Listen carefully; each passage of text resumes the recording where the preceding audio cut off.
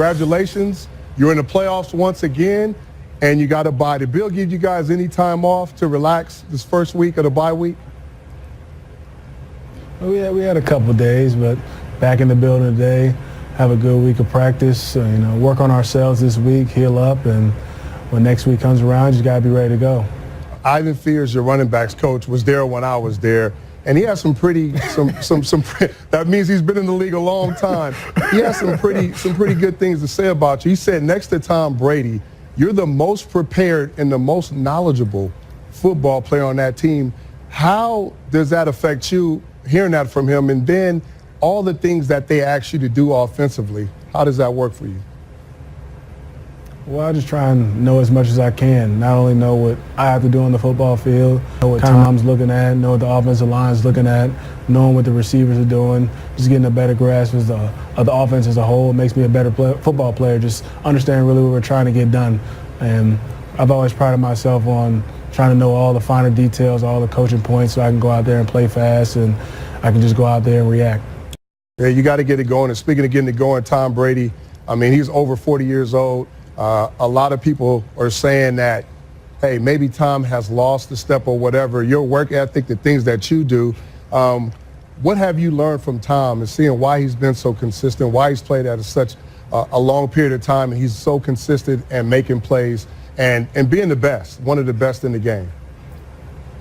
You learn a lot from a guy like that from the moment you step into the building. Practices extremely hard, comes in the meeting room. It's going to tell you all the finer details that he wants to make sure we're all on the same page as the offense as a whole. And he's a great teammate, a great person as well. And you can really see the results every single Sunday. He's a guy who's determined. He's going to get the best out of each player that comes into that huddle and wouldn't rather have any other quarterback. It's super competitive. He's super, super competitive, and he puts a lot of pressure on you guys. How has the offense changed? I mean, you got Cordero Patterson that's productive now. Philip Dorsett has stepped in since Josh Gordon is not there now. The numbers are down. Everybody's been a little crucial about the production. How has this offense changed, and how have you guys come together now going into the playoffs?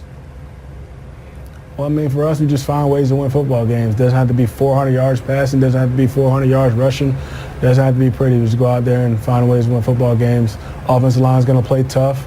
Everybody else, receivers, tight ends, running backs, it's going to play tough, play physical, and find ways to win football games. It doesn't have to be fulfilling the stat sheet with everything. We're just going to go out and try and win. I was in camp, and I was talking to Tom, and I noticed he wasn't following me on Instagram, so I got on his case.